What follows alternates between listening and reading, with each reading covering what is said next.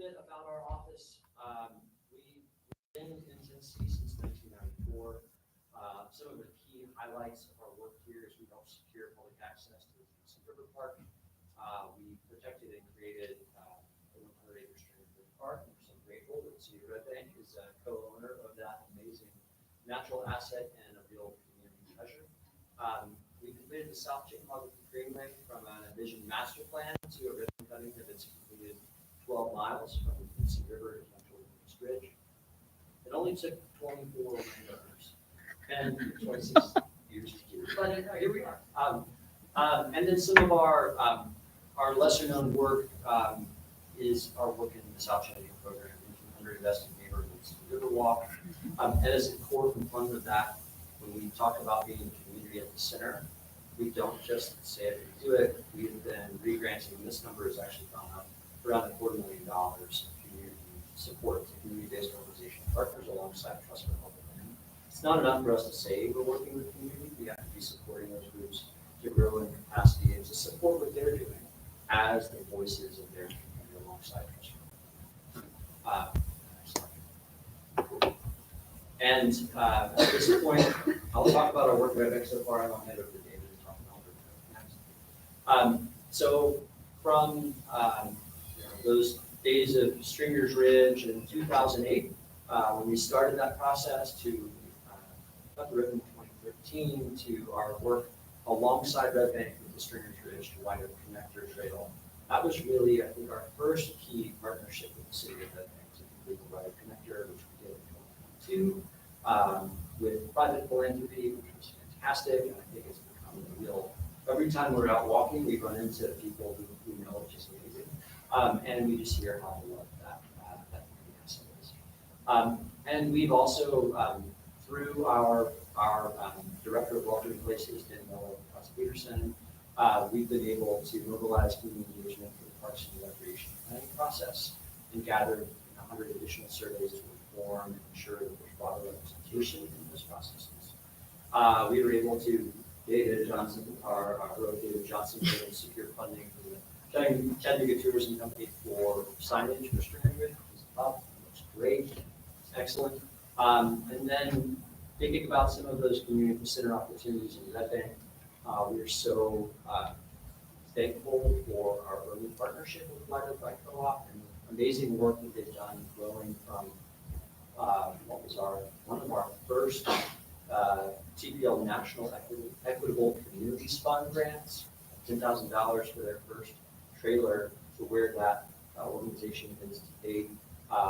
We are so proud to have been able to be a part of those early opportunities for growth in their program. We were also able to take some of our trails knowledge and contacts to work on the Godsey Ridge Trail design, Dollar Taylor conducted. Her knowledge of Stringer's Ridge goes back to those early Stringer's Ridge days, helping work on the trails master plan that informed their state. And then thinking about one of our other more recent partnering opportunities with the City of Red Bank, with the field of Stringer's Ridge, we're able to secure national philanthropy for our Black History and Culture program to help do the seed funding, which is yielding significant opportunities that we look forward to sharing more with the Red Bank City Commission as we're able to do so. But all told, since 2018, TPL has invested a little over $700,000 in partnership with the City of Red Bank to improve park access, create opportunities that connect everyone to the outdoors. And with that, I'll hand it over to David to talk a little bit more about where we're going with our priorities. Thanks, Noel. So we work closely with Jeffrey on all of these joint opportunities. We understand there are major priorities in Red Bank. You've established those priorities, and we want to be here to help support that overall community vision that you've created. So from that, through the RFP process, we saw that these were the priorities that were explicitly identified. These are the things that we can commit to work on over the next year with this grant funding.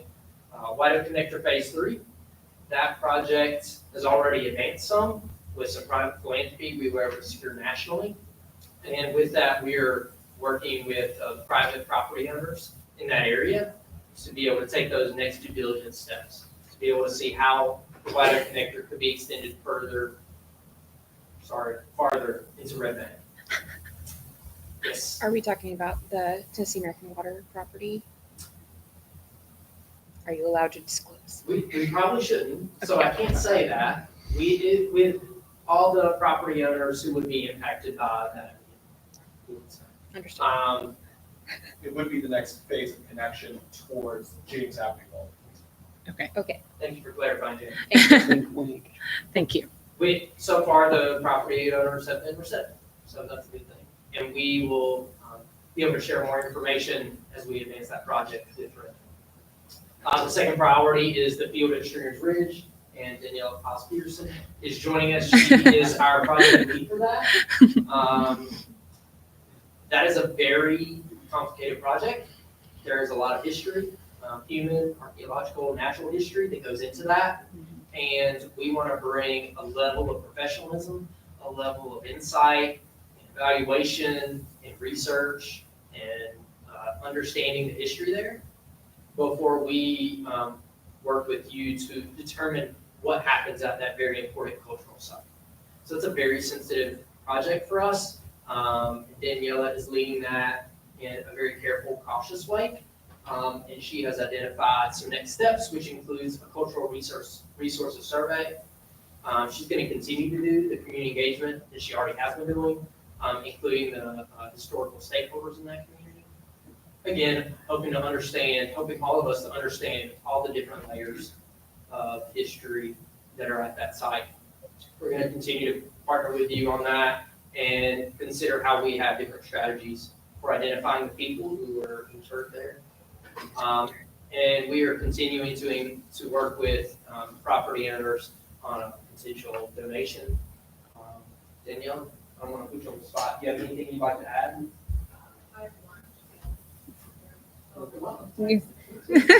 I'm sorry for putting you on the spot.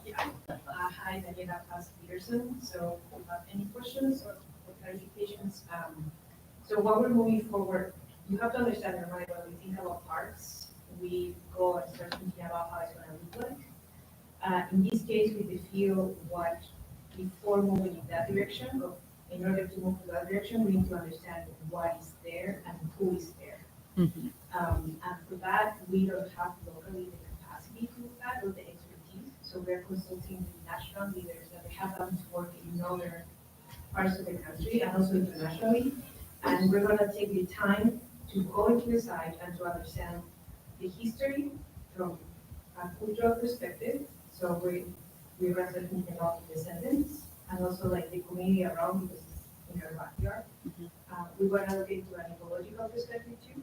What was there before the Katsu was there? What was there before even that was there? And then a historical perspective, because if we look, Red Bank has a constellation of historical sites, and we're very close to other meaningful ones too. So how the field can anchor all these historic sites, and what would be the meaning for our community to have that in their hands, and how we can be better stewards.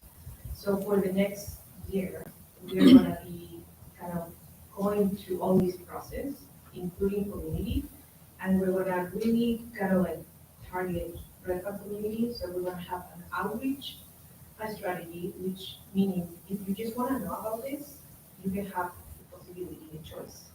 So we want to understand safety and choice when we think about public spaces, and the choice of like, if you want to know more, we are going to have more material for people to share. And if you want to learn more and engage more, we're going to have more opportunities. And we're working with Jeffrey there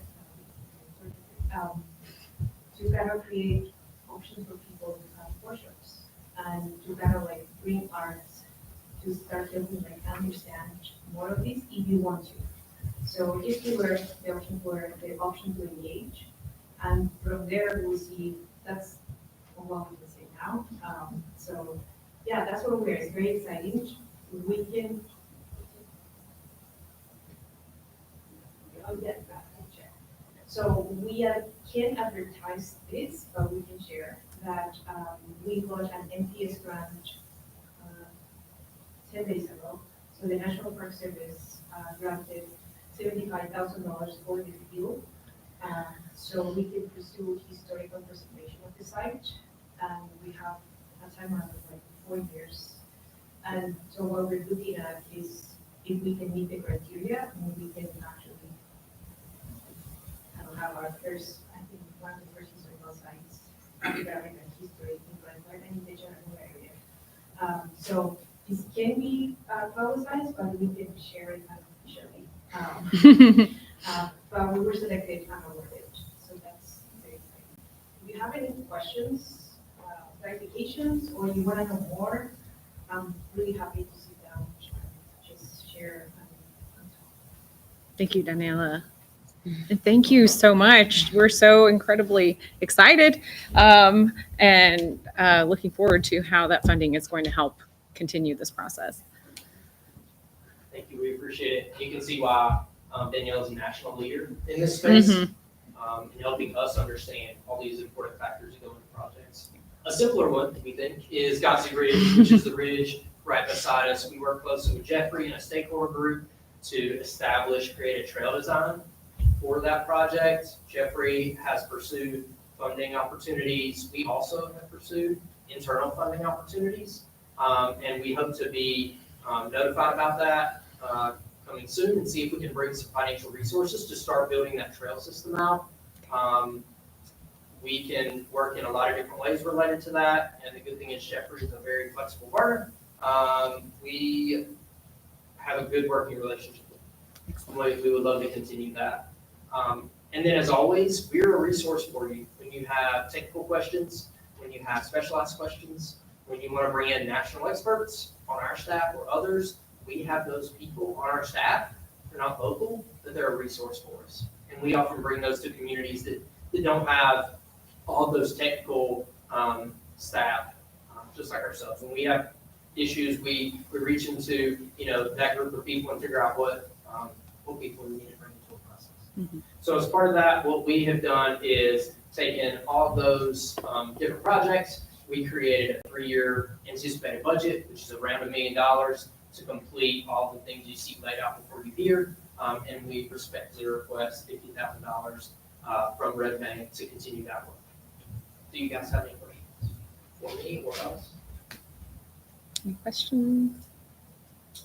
Vice Mayor? My understanding is that the Red Bank contribution helps leverage private funding. So, a lot of your private partners want to see that the city of Red Bank has skin in the game, so to speak. So that helps, show that we're committed to this project and unlocks, exponentially more funds than we're actually contributing directly.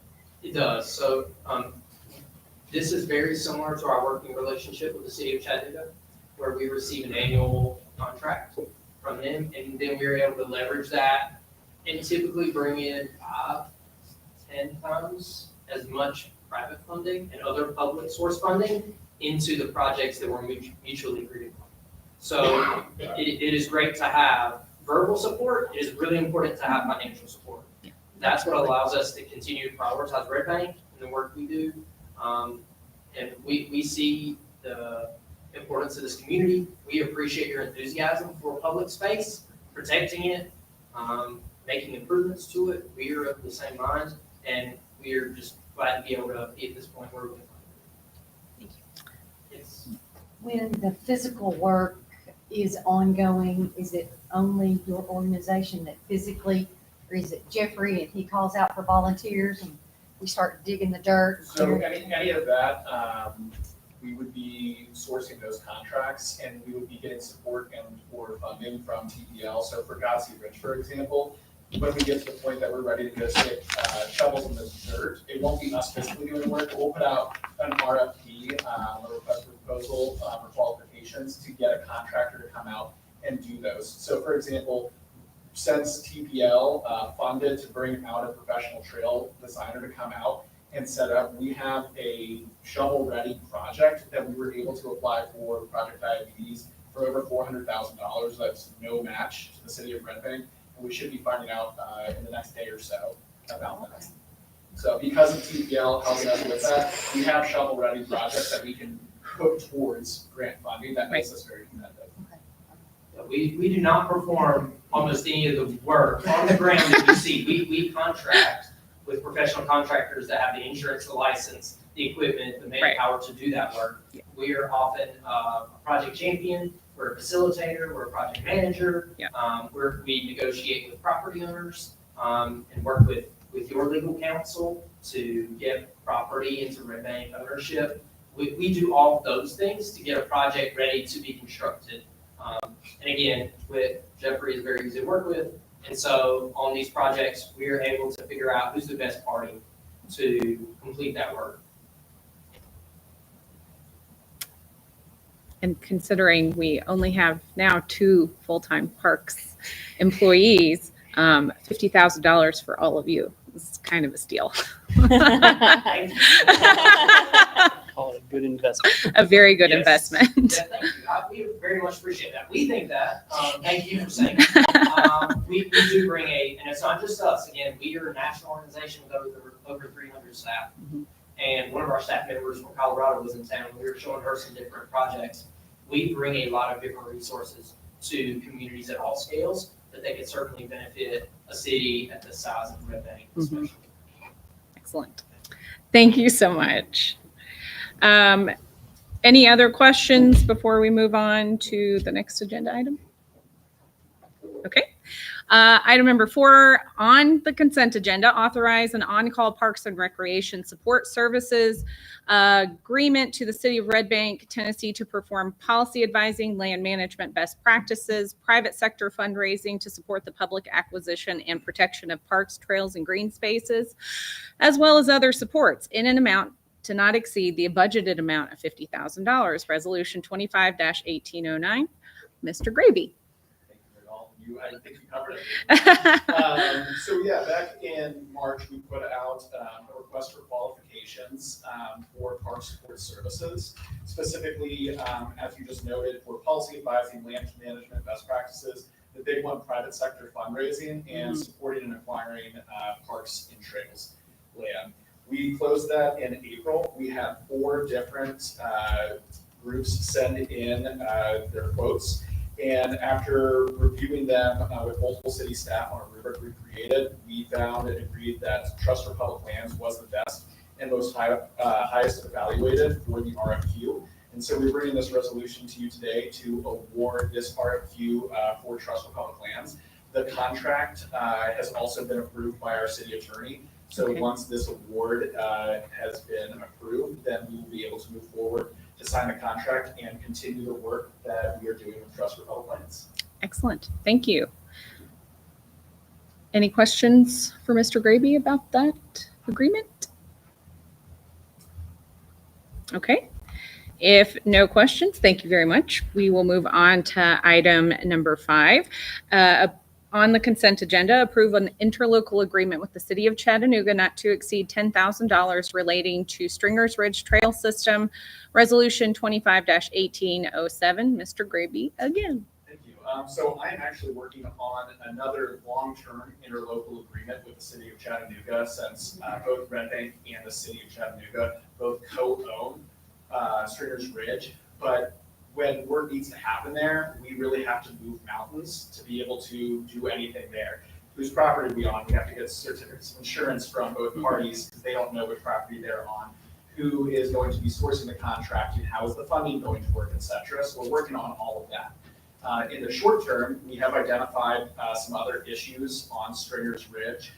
Specifically on the Red Bank side, the White Oak Connector Trail by the Ridgemont Apartments has had some pretty rough erosion. The City of Chattanooga already has a contract with the Southeast Conservation Corps, who will be coming in late July to be doing restoration work throughout the trail system. And they identified this as a section of great need. So I've worked with the City of Chattanooga to create a one-time interlocal agreement to do this work. And essentially, the Southeast Conservation Corps has been sourced from Chattanooga. They will be doing the work. And then Chattanooga will be sending us an invoice for our small portion of that to not exceed $10,000. I have some pictures of the trail. That's all right. Of the trail, of the erosion that they're going to be fixing out there. So the Southeast Conservation Corps will be able to come into Chattanooga, or into Red Bank, and do that work. They have shared their certificate of insurance, additionally insuring the city of Red Bank. And so they're all primed and ready. We just need the approval to make it happen. Okay, excellent. Thank you, Mr. Graby. Any questions about that interlocal agreement? Okay. All right, we'll move right along to item number 6, which is also on the consent agenda. Authorize application to and if awarded acceptance of the placemaking grant for up to $25,000. Resolution number 25-1813. Mr. Graby.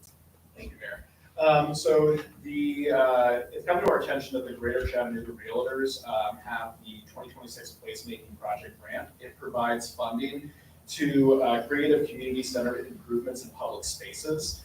We see this as a great fit for a project that we've already have ongoing in the renovations of the White Oak Park Dog Park.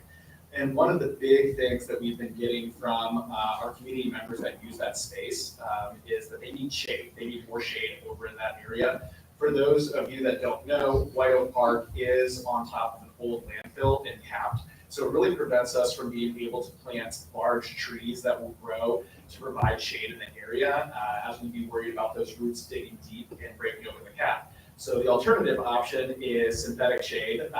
And so we are asking them for up to $25,000 to get artificial shade, thank you, over at the dog park, and working with the local purveyor of shade in the area for playgrounds anytime.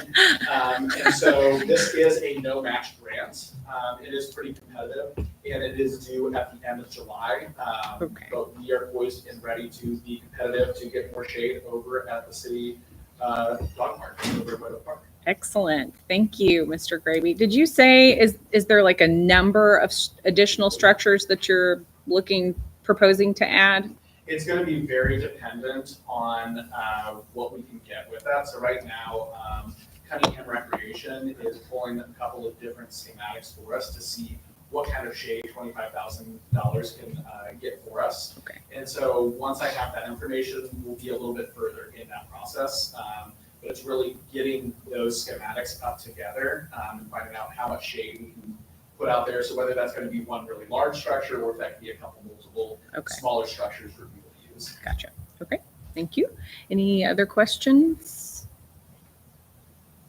All right. Well, thank you very much. And thank you to Mr. Branham for bringing that grant opportunity to our attention. I will, if everybody is okay with it, I was going to go ahead and recognize our intern just really quick. We'll go back to item number 1. Stephen Curtis is our new intern, and Mr. Branham will tell us all a little bit about him. Thank you, Mayor and Commissioners. Come on up, Stephen. Stephen has a passion for public service, and after having sat with him for the last couple of weeks, I can vouch for that. Stephen is a recent graduate of the University of Tennessee at Chattanooga. He's a mock in a bachelor's degree in political science, and he's been capitalizing on that. He also formerly was intern with the General Assembly. Chairman John Crawford had a wonderful experience. In fact, check out our Facebook page. There's a picture of him there sitting in the legislature. There's a better one, a little more recent, maybe even today. He's also worked on some political campaigns. He's a lifeguard at 3 different agencies, the Y, at UTC, and also at the Cedar Chattanooga Aquatic Centers. So he's a American Red Cross certified lifesaver, so we're in good hands. He's also participated in student government and the coup d'etat. He was recently accepted into the master's program in public administration at University of UTC. So I present to you, Stephen Curtis. Yay. Before I give you the mic, I'll say what he has been doing is he's been touring all through the departments, and the department directors I'm grateful have invested significantly. Ride-arounds, sitting at heavy equipment, coming to staff meetings, getting schooled on the corporate process. And so he's really soaked up how a city operates and delivers services. Also, he's been working on a keynote project for us, an abridged city charter. As you know, our city charter is really a compilation of documents over the decades stapled together and call it a charter. It's very unreadable. So he's actually working with City Attorney Arnold Stoltz and cleaning that up into a readable, Awesome. coherent document, so that when a new commissioner gets elected, we can hand them something and really it's readable to understand. You don't have to have a master's in public administration to digest it, certainly. So, Stephen, over to you. Excellent. Thank you. It's a privilege and a pleasure to be able to work alongside City Red Bank, and thank you all for, committing to the public and being able to, campaign and give and being able to be in these leadership positions. And I thank staff. I thank everyone who showed me around City Red Bank, and I thank, of course, the city manager for introducing me and giving me this opportunity to grow and to develop as a person that's interested in public service. And thank you. Thank you. Thank you, Stephen, so much. And congratulations on your acceptance into your master's program. And I will say that I was out getting gas just a couple days ago and happened to run into him and Sergeant Cowan while he was on his ride along with our police department. They had not had to pull anybody over yet. So I don't know how the rest of his day went, but well, so far, I guess. So I hope you had a good rest of your day with Sergeant Cowan. He was who I did my ride along with, and it was a great experience. Thank you. Thank you so much, Stephen.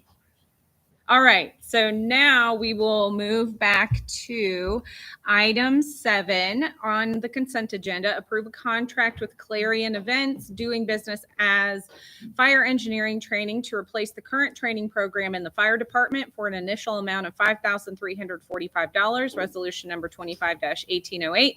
And we have got Lieutenant Tawfik with us tonight. Yes. And Mr. Graham. Fire training Captain Wood is at an offsite training, so we have recently promoted It's appropriate. lieutenant and current reigning firefighter of the year. Yay. Good evening, Commissioners.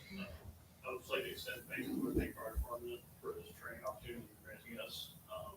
As we continue to try and meet the ever-growing demand of training each year for the fire service, the fire engineering program is going to allow us to better meet those needs.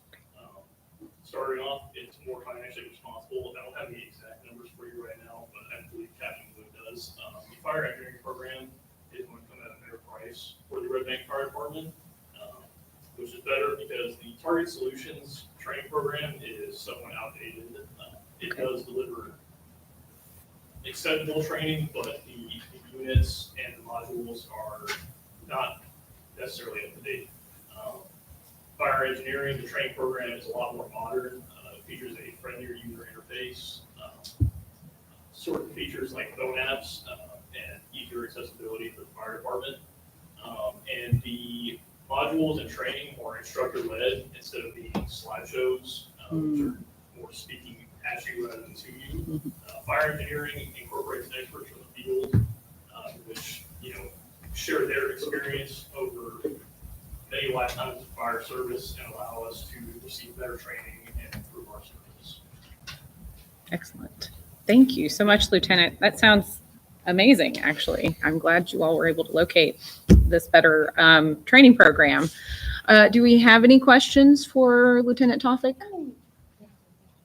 How many modules are there? What length of time do you have to complete the So work? generally, ma'am, the modules on the training program are, I would say limitless, but they are quite numerous.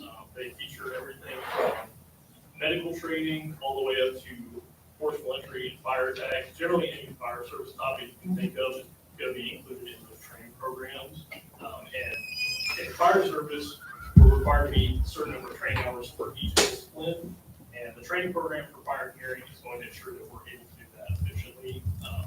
And with more information and the better delivery system. It's by the individual. Yes, ma'am. Yes. Each member of the department will be assigned a training module and we will all have to complete it. Excellent. Sounds fun. Any other questions? All right. Thank you, Lieutenant. Appreciate you for being here. Moving on to item number 8, which is also on the consent agenda, authorize the city of Red Bank, Tennessee to enter a contract in the amount not to exceed $204,000 with Big Woody's Tree Service LLC for the White Oak Park Detention Pond Restoration Project utilizing American Rescue Plan Act, ARPA, TDEC, non-competitive water infrastructure grant funds. Resolution number 25-1810, Director Slay. The resolution before you tonight is to award our final project in regards to the city's TDEC water infrastructure grant that we received back in as early or as late as 2022. So it's been an ongoing project. For a quick recap, the city in 2022 did a resolution 22-1477 allocate $480,000 in ARPA funds to match the TDEC grant award, which was for $1,619,984. That is a total project amount of $2,279,578 in overall funding. So through this unique grant funding opportunity, the city has successfully purchased a jet truck for the Stormwater Division of Public Works, which has done tremendous work, definitely over the past year, taking on new areas and ensuring that when it does rain, our tile system is as clean as it can be to carry the water on out. The other major accomplishment was the city was able to develop a citywide stormwater asset mapping and management plan. This lovely document that I will not do a page turn review, unless that's what you want. However, this little packet really has such a tremendous impact on the community. The opportunity from that grant funding is something that I don't believe would ever come along for Midway.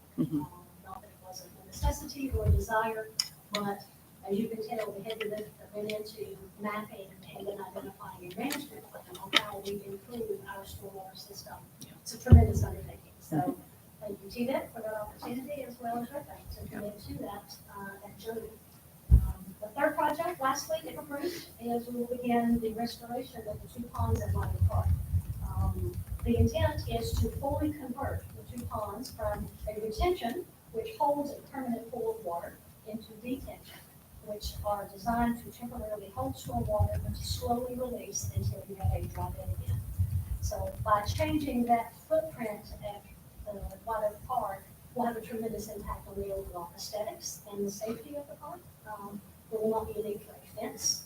A lot of times you will see in big developments, it's a big fence, which is their necessity for safety, but it can be an eyesore as well as a maintenance issue.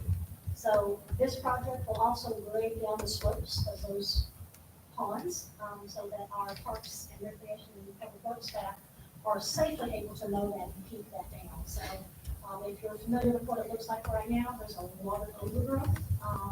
There's a lot of debris that collects in it, and it becomes very challenging for us to keep it clean and to make sure it's functioning properly. So over the next probably 3-4 months of the project, we'll see a tremendous transformation as you come into White Oak Park, what that footprint will look like. So again, that is utilizing the rest of our TDEC water infrastructure grant funding opportunity to bring this to a point. Thank you, Director. So are they going to be starting right away if this funding is approved? If we get our resolution approved, once our final contracts are inked by Arnold, as I like to say, it has been vetted completely through our engineering team, as well as TDEC. So something that behind the scenes, there's a lot of communication and collaboration that has to go. TDEC does have a very thorough review process, so it's taken us several weeks just to get this one project approved and ready for contract. So I would hope within the next week or two, we'll have a pre-construction meeting and we'll start seeing some activities. Excellent. Thank you. Do we have any other questions for Director Slay about the restoration project? Oh, we have a couple. Go ahead. Is there a projected completion date? No. And this contract is for tree service. Will we be seeing more resolutions coming up for like earthwork and other services For water park or just in for the general? detention ponds? No, this one contract will remedy and take care of the entire pond. So the tree service is also laying out the banks and doing that work? Yeah, this contract, yes, they will remove all of the silt. This is a very comprehensive tree service. Yeah, it is. That's just the company name. Yeah, but They're really doing cycling. But Okay. Their name is Big Woody Tree Service, but they're really not doing tree work here. yeah, It's so mostly they're cycling. like earth moving company. Oh, okay. Thank you for the clarification. Yes, they have also partnered with another general contracting firm just to help them through this process. So on the paperwork, you'll see there's two firms, but it is traditionally going to be the Woodlands Tree Services that will have this. Thank you, Commissioner. Yes. I noticed that the winning bid price was $140,000 less Correct. than the other ones. That was like eye-catching and almost a little concerning. Are they missing something? Have they done this work before? That's a very Yeah. legitimate question, and I'm glad that you brought that up. This has been ongoing for a while, so we have done a tremendous due diligence and conversating with the low bidder. Our engineers, we've met with them, and again, the state as well, just to make sure that they have the full understanding of the scope of the work, and they have the expertise and the experience level to execute that. And really looking at that number before we even let it out to bid, working with the engineering firm and looking, that's probably right within the dollar amount that we had projected that this type of a project in this area should bring. So, not to discount anyone else who has a higher price, that's the nature of the sealed bid. Yeah, they were just an outlier. So Yeah. not upset about it. Just Something else that we do with a large design team, they are our engineers that walk along with this, so they will be hands-on, readily available as needed and help us walk this project start to finish. Okay, excellent. Thank you. Any other questions? Along with the application, were there references of other work that they had? Yep, they will require to submit three references of similar related work. Yes. Vice Mayor, did you have another question? Okay.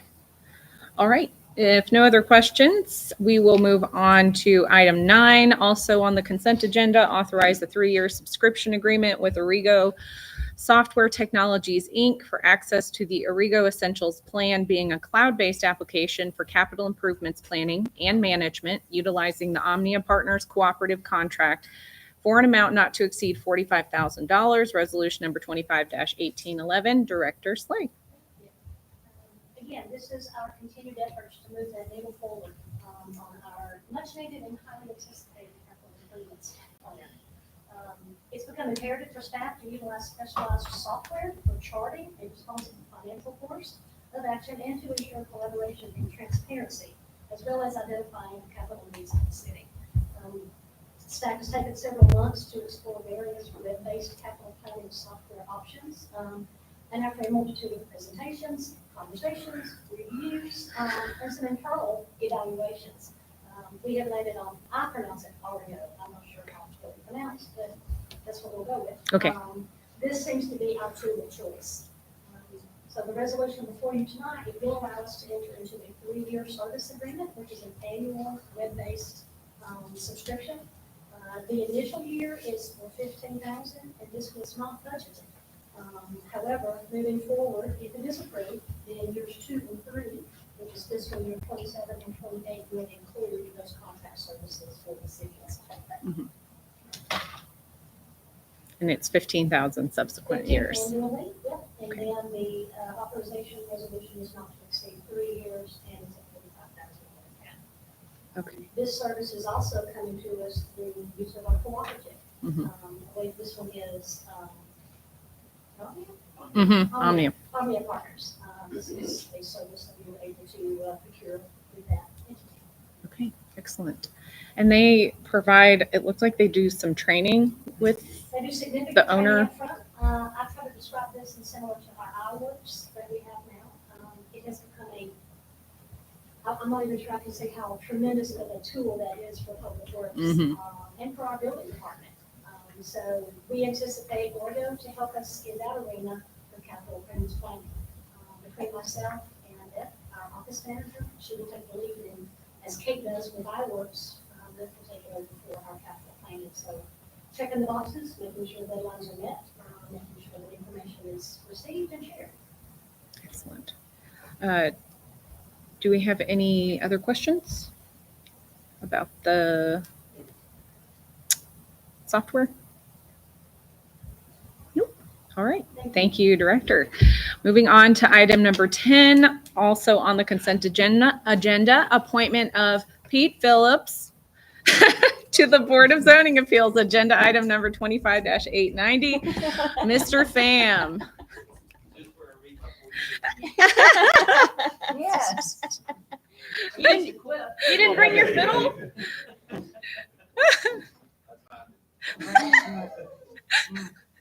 Mr. Pham, thank you. The Board of Zoning Appeals, I've prepared the agendas and the recommendations for them, and we have 5 members. Currently, we have 4 members. There's one appointee, Jared Wader, who is not able to attend meetings due to scheduling conflicts. Okay. He's a full-time architect, so he's doing a lot of work right now. So we put out a public notice for anyone to volunteer from the community if they wanted to be on that board. And this board is tasked with discussing and voting on variances to the zoning code, and also any decisions from the planning commission or the city commission that they believe are not based on our current documents. So Mr. Phillips graciously volunteered his time. He obviously has a great knowledge of the city and is known by many. So he went ahead and applied, and Mr. Phillips, if you'd like to come on, and limit your time maybe to 3 minutes. Say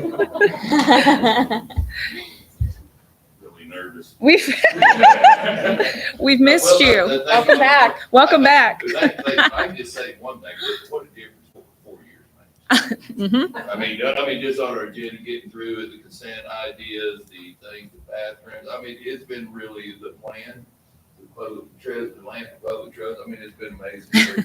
I mean, I'll be happy to serve, it don't sound like they need to. Y'all do what you all supposed to do, and, you know, and there's not that many.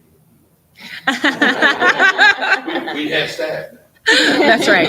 That's So right. Thank you very much, but, all right. So that's about all, that's all I gotta say.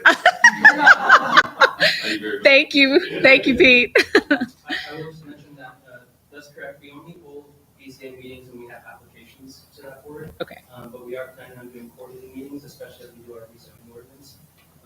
So we'll do quarterlies just so that they're involved in the process. Okay, great.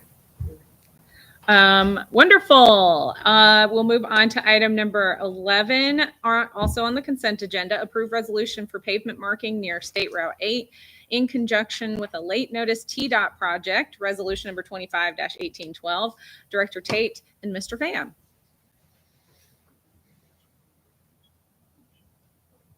So I did make a video, Okay. this is sort of my piece in this, so I'll go ahead and, Is that one here? The video, do you know? I have no idea. I know.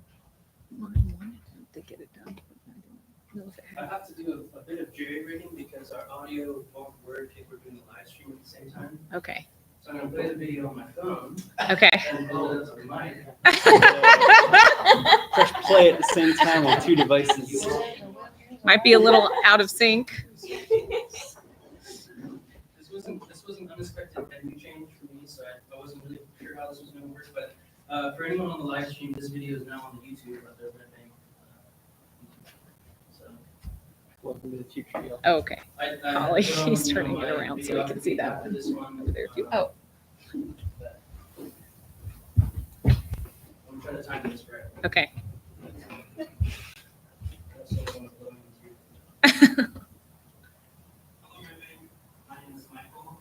Oh, I missed it. Do you need somebody to push play on one of them for you? I need no one to come here to press the, oh, not this, no pressure, just. Just count it down. Yeah. 1, 2, 3, right now. Because I wanted to show you. Close enough. To Dayton Boulevard. I'll orient us in this video, starting at the Streamers Ridge Tunnel and towards the. I'll let me catch up on the. There it is. Bottom left of the screen is Cherokee to Chattanooga, and to the top right, Dayton to Red Bank. If you, I'm trying to time it. Zoom in, just past the tunnel, about 30 yards or so, is the city limit of Red Bank. Here's the city limit sign. just outside the tunnel. As you come out of the tunnel, it's 2 lanes, but pretty quickly as you start to come down the hill, it turns into 4 lanes. This creates some interesting road context because for drivers coming off of Ashmore, which is to the right, or Frontage Road, which is to the upper left, you have to navigate 4 lanes of traffic if you're turning onto Dayton. Of course, we want moderate speeds, but because we have these 2 other lanes, we see a lot of vehicles that are speeding up to pass each other. It creates 2 hazardous intersections for drivers. This area is one of the higher frequency collision locations in the city, so for a long time, these conditions need to be addressed. If you continue, the road really narrows here, and what we're really afraid of is when people are walking or biking at this section, they're gonna get clipped by a car. Here's just an example of some kids riding up the road. Maybe they're going to college, maybe they're going to the aquarium, but clearly some really dangerous scenarios. Some people will walk their bikes on this section because it's so precarious navigating the space as a pedestrian or a bicyclist. And we have seen accidents at this section. Someone was coming around a curve at a moderate speed, but because it's such a tight turn and the road is actually not tilted there, but they went off the side of the road and hit about an 8-foot drop and onto the county property, which is just there off Ashmore. As you continue north on Dayton, you'll pass under the 27 off-ramp. And this is where things get a little convoluted. So what was a 4-lane road will suddenly become a 3.5 to a 2.5 turn lane to get into City Green. You have the 27 off-ramp that's joining. And then as you approach Signal Mountain, you have this 5-lane road configuration. So a lot of lanes swapping and changing and merging in a pretty short amount of time, just as you're getting to this commercial area in Red Bank. So now let's go back to the tunnel and see what the road's gonna look like after TDOT's finished with their work. The road is 2 lanes. Was that Ed? Really simple 3-lane road geometry, where there's 1 lane of travel in each direction, and then in the middle, you have a queuing lane. So instead of tracking 4 different vehicle lanes at 4 different speeds, you at most can just keep an eye on 2 lanes, and if you want to, you can use that middle lane as a queuing space. There is a buffered and exclusive bike lane on each side. So that scenario we saw earlier with those kids biking on the road, we're trying to create a condition where you're not coming within inches of other users. Turning off Ashmore frontage is much less of a hazard. You're not having to navigate a drag strip. And as you approach that railroad bridge, it's certainly not as narrow for cars, cyclists, or pedestrians. As you start to pass under the bridge, you no longer have to navigate a 3-lane to 4-lane, 3.5 with a ramp. But as you approach City Green, we do have that turning in and turning out configuration. As the 27 off-ramp comes together, we do have 2 lanes of travel to the north. But as you approach Signal Mountain Boulevard, it's a much simpler concept. Because TDOT's jurisdiction ends at the traffic signal, Red Bank is performing a project on the north side of the intersection to supplement the state route changes. If you're heading south on Dayton Boulevard, this is what you see. We find traffic in the right lane is stacking because some vehicles are heading south, but others are turning right towards Signal Mountain. With these new signal changes, we're going to make that right lane exclusively right turn, and the center lane is going to be exclusively straight southbound. Here's what the road will look like if you're traveling south on Dayton. Again, the goal here is to maintain a consistent as possible road geometry. There is room for those cyclists we saw earlier, and the traffic pattern doesn't encourage drivers to speed around each other as they try to get on 27 South or beat the other cars to a 2-lane tunnel. We have this 2-lane configuration the whole way with a roomy bike lane.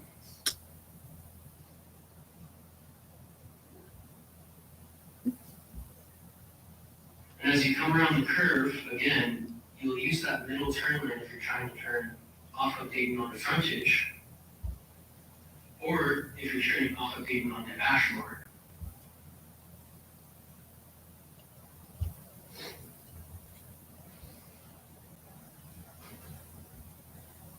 I always like to add a bit of historical context, especially since this was a pretty important area in the 20th century. They used to call it Valdo. And the Chattanooga Historic Society has a great collection of photos, and one of them is of a donkey and a cart crossing Streamer's Branch. And that obviously is now just a single mountain boulevard, and we have a bridge that crosses it. Much later in the century, it became home to the beloved Dairy Gold ice cream parlor. In the past 2 years, we've done quite a bit of community engagement, and this part of Red Bank was one that the community really wanted to see more activity in.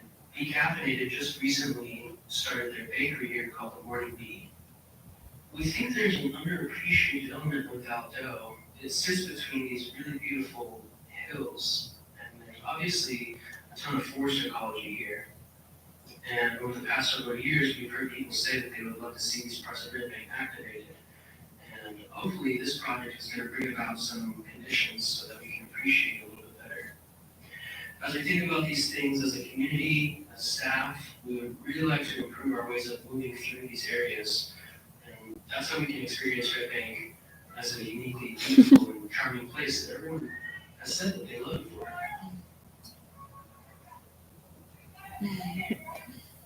TDOT has scheduled this work to start on July 20th, 2025. So be on the lookout for road signs, lane closures. Definitely drive safe, bike safe, walk safe, and hopefully see you all soon. The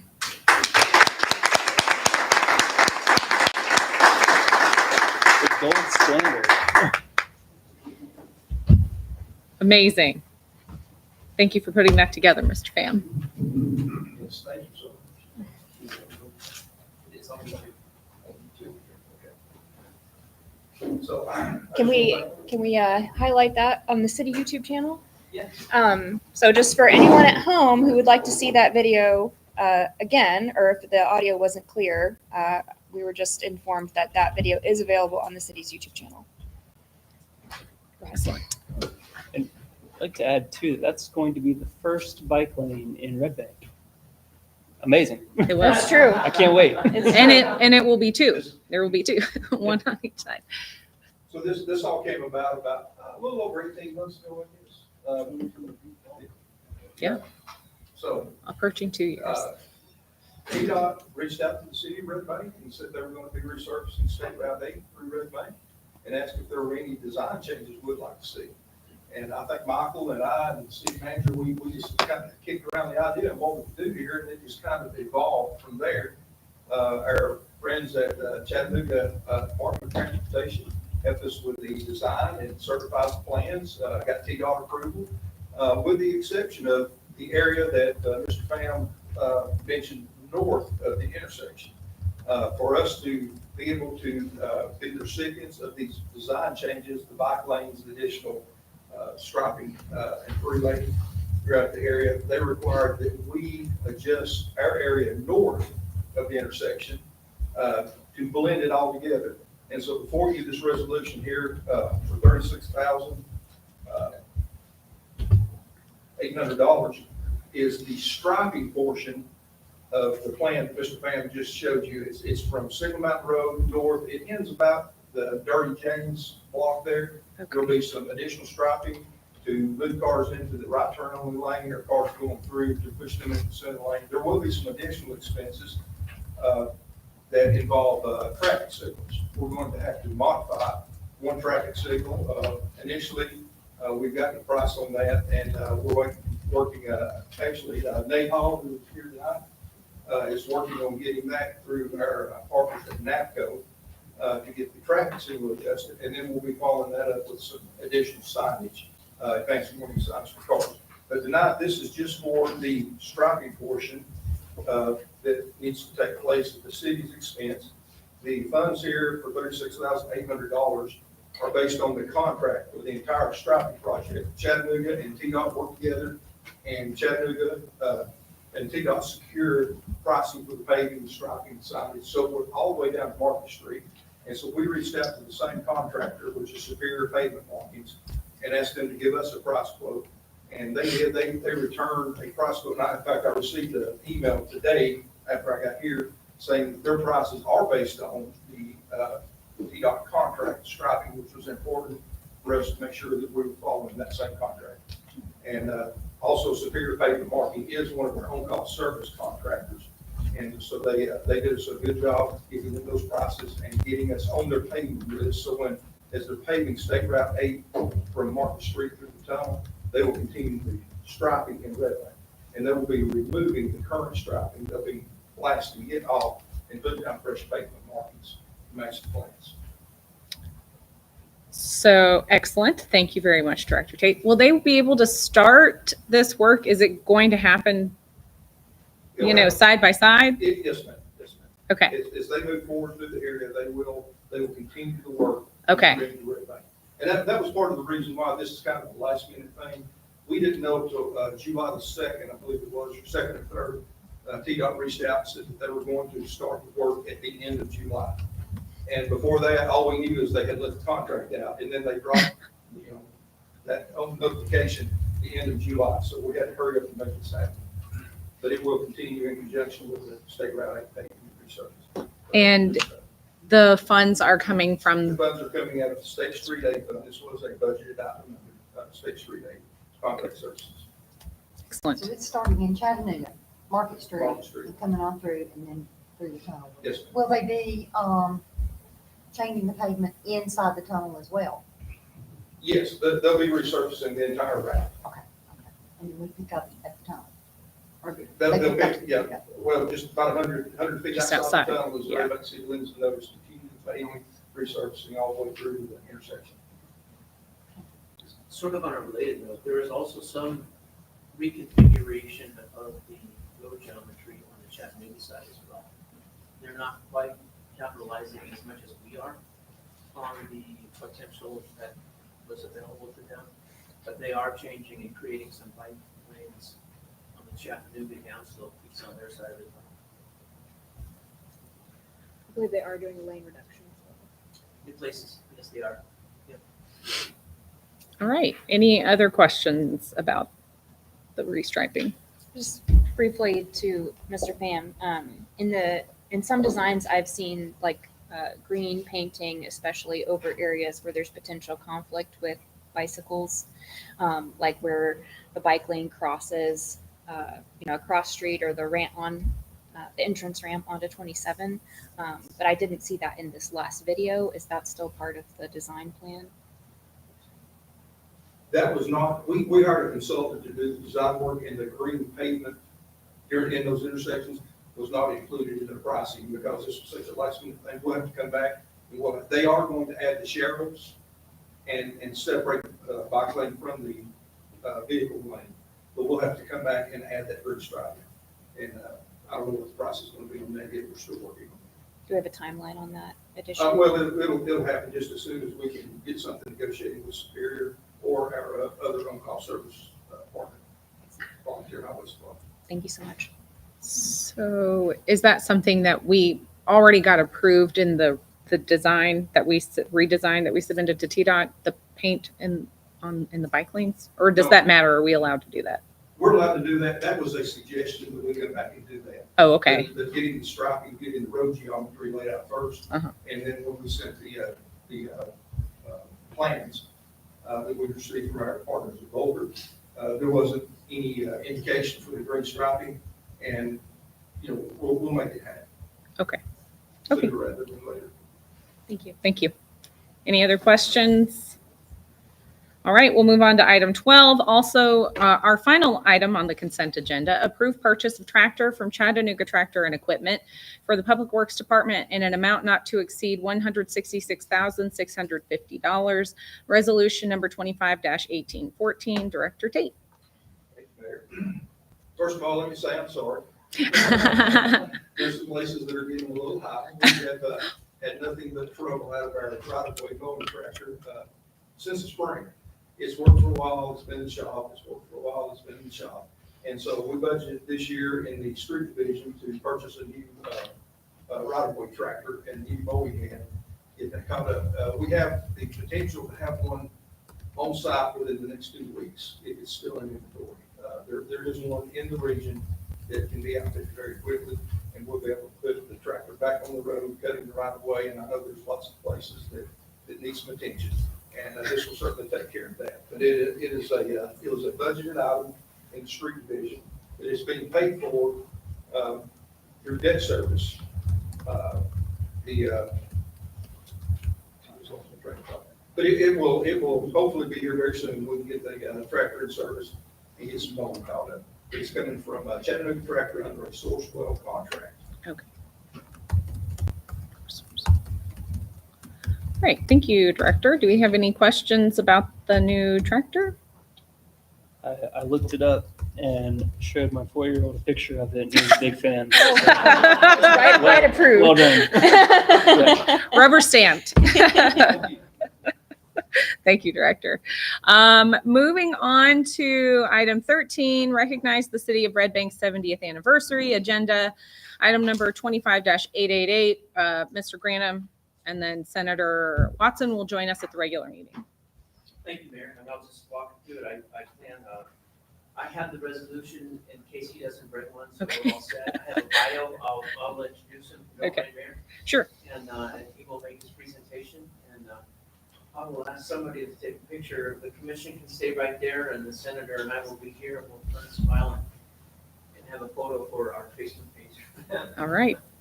It's wonderful that the legislature, in fact, the document I have is actually signed by the Speaker of the House, our Representative Renault, our Representative Martin, Senator Lartenheimer from part of Red Bank, Senator Watson from part of Red Bank, Representative Vital, and Representative Eldon Haynes. Those are kind of collectively the legislators of the Small Cities Coalition. So we see them quite a bit as we meet with Bridget and other city managers and mayors that really collaborate very well. So it's nice that collectively that group of legislators recognize the significance of our 70th anniversary. Very exciting. Thank you, sir. Yes, ma'am.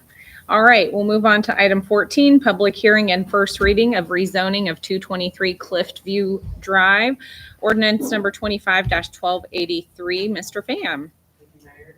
223 Cliff View Drive is a rezoning request to rezone the property from R2 to R3.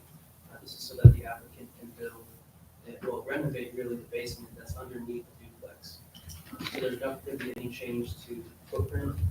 It is going to be adding parking spaces. This will be adding another bedroom in the structure. It's gone through the whole process of work session, planning commission voted approval unanimously. And so it's before you today.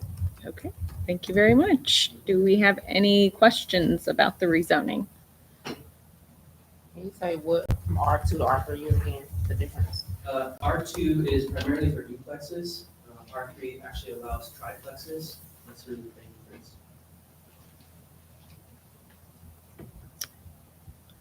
All right. Thank you very much. Any other questions? All right. Thank you, Mr. Pham. And finally, we will have about 5 minutes before we have to stop for comments. For our final voting item, public hearing and presentation of the proposed tax rate for fiscal year 26, ordinance number 25-1282. Director Perry and Ms. Pickle, or just Ms. Pickle? She's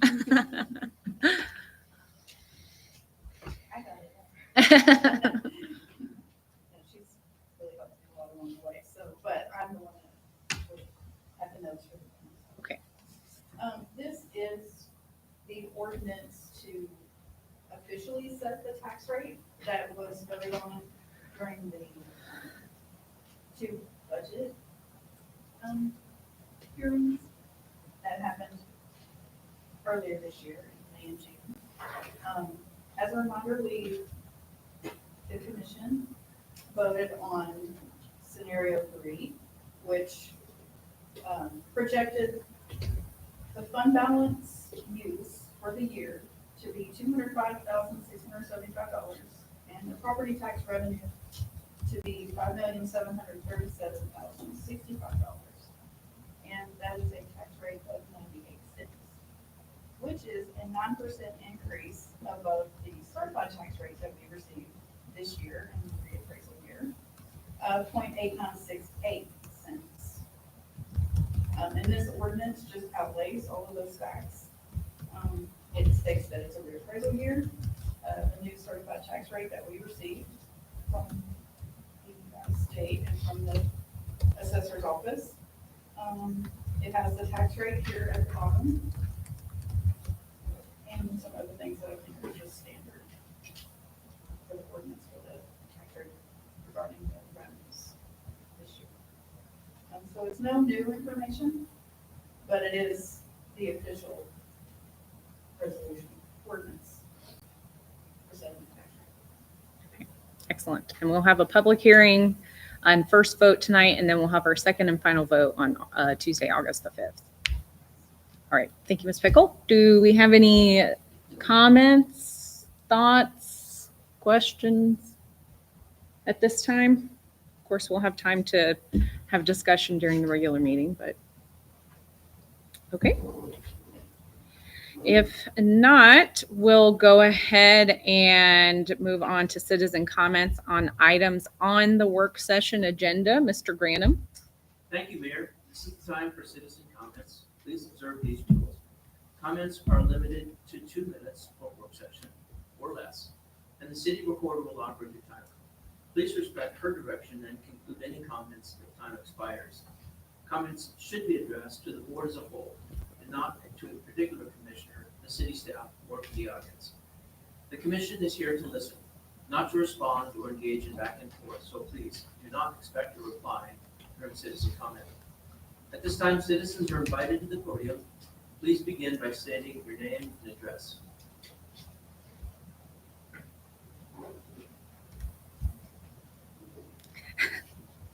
Mr. Phillips. I'm Peter Phillips, 217 West Newberry Street. I was just wondering if I could get ahead of that vote on the resolution on the agenda. I'm ahead of that. You are included in the consent agenda, so we'll vote on that all at once. We won't go through each of those items individually. If you don't wish to be. Well, I'm just saying this, I know I only have 3 minutes, but I'm going to go ahead to that Randy Steele jam, and I'll be here tomorrow. Excellent. At 1 o'clock. Most wonderful. Here that we have for our senior citizens. Oh, wonderful. I'm sure the active older adult participants will be super excited to have you. Former Commissioner Pete Phillips, it's actually the active older adults. Active older adults. Well, That's you.